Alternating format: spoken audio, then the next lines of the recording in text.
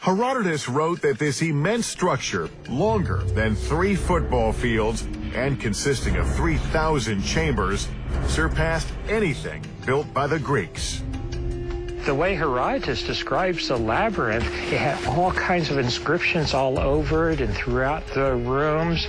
Many people have suggested that maybe the history, the knowledge, the information that they wanted to preserve and pass down to generations actually was being preserved in this labyrinth. But while the hopes of some 2012 believers hinge on finding this labyrinth and the information it might hold, the Egyptian government considers the search for the labyrinth and any 2012 secrets futile. Zahi Hawass, Egypt's chief archaeologist, concedes a labyrinth did exist at Hawara thousands of years ago, but insists nothing remains anymore. In the Roman period, you hear nothing about the labyrinth, because what has happened, the ancient Egyptian, and in that time, in the Roman period, began to take stones for building structures everywhere. Now, if I will go and excavate at Hawara, I will not discover anything. Robert Schock is not so sure the labyrinth has vanished completely. What we have on the surface here is just absolutely tantalizing. You know that big things were happening here. It's no wonder that this inspired legends that people talked about, in some cases, as the 8th wonder of the ancient world. To help him in his search, Schock has come armed with maps drawn up by a British archaeologist who excavated here more than 100 years ago. What are we looking at here? Well, what we're looking at is diagrams that Sir Flinders Petrie, the great 19th, early 20th century Egyptologist, made. Here we see the Hawara pyramid right behind us. What he considered the labyrinth, and what people have been claiming as a labyrinth, is on the southern side of the pyramid.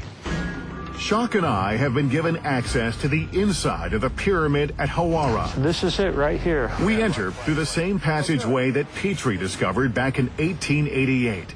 Could Petrie have missed an important clue that could lead us to the legendary Hall of Records and its supposed 2012 secrets? Yeah, good.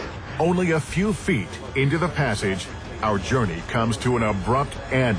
Is that water? That's water. That is water. There's mud and then water. You can see how this water just standing in it. So that's the water table. That is the water table. Petrie didn't have this issue when he came in here. No, he was able to go in there. He was able to find the sarcophagus, enter all the chambers. To thoroughly explore this, that water is going to have to be drained. Oh, yeah, and that would be a major undertaking.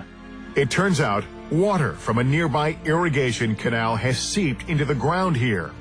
This could be a huge roadblock in the hunt for the labyrinth. Back outside, we venture some distance from the pyramid. All around are pieces of broken pottery that date back to Roman times, a few thousand years ago. If the labyrinth does still exist, people must have lived on top of it.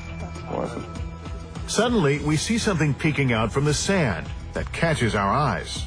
Wow. So what's this? This doesn't look like anything we've seen. No, this is, well, from a distance, this is, actually, I gotta take a look at this. Looks like but when supports. I look at it, it looks like it's actually support. There's more structures underneath here. Could this be the ancient labyrinth some believe contains secrets about 2012? Even without hard proof, author Patrick Gerald is utterly convinced the labyrinth, or Hall of Records, not only survives at Hawara, but that once excavated, it will contain a how-to guide for surviving a 2012 cataclysm. The labyrinth was a warning for the future civilization, that these disasters happen regularly.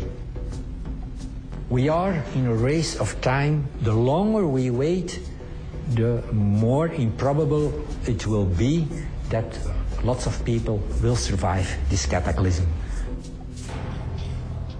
Although the Egyptians are credited with building the labyrinth, Gerald says the secret knowledge contained within is actually not from the Egyptians. Gerald believes the labyrinth's contents came from the legendary lost civilization of Atlantis. In fact, he believes that both the Egyptians and the Mayans inherited their highly advanced knowledge from Atlantis. The Egyptians and the Maya were the survivors from the previous cataclysm. Gerald says he discovered this in a unique interpretation of the Dendera zodiac found in an ancient temple in Egypt, and in a rare translation of the Egyptian Book of the Dead, a series of scrolls believed to be more than 4,000 years old.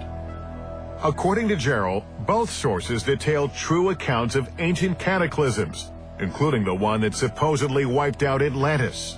The labyrinth was necessary because they wanted to preserve what they knew about such a disasters in one building. And that building had to be indestructible. And in it are the hieroglyphs with the calculations that lead to the disaster of 2012. The translations Gerald is relying on have only been around a few decades, but the legend of Atlantis has been around a few millennia. It comes to us from the Greek philosopher Plato.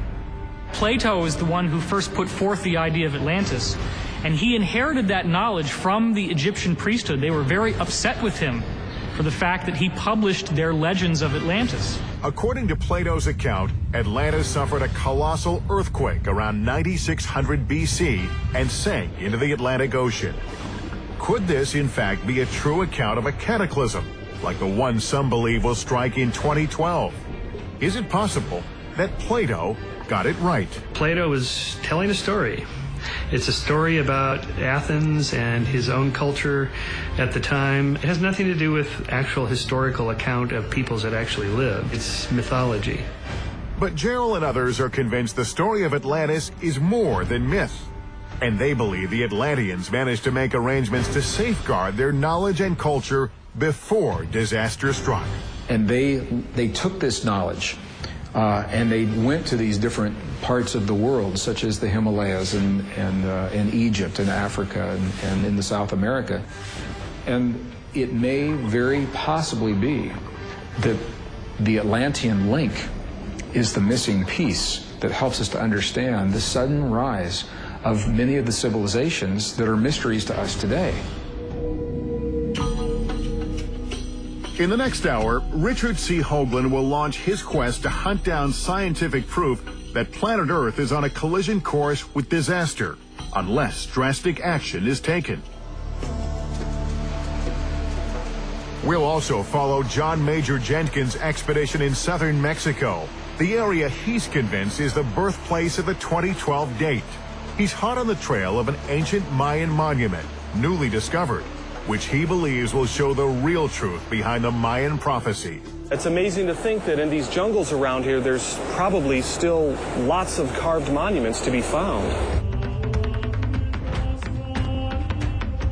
But the Maya weren't the only ones to prophesize about the period around 2012. We'll examine other sources, Nostradamus, the Sibylline prophecies, the Bible's Book of Revelation, looking for clues about 2012 and whether we're really facing the end of times. The Book of Revelation is it's a prescription for how this current age is going to end. All this and more in the second hour of 2012. Startling new secrets.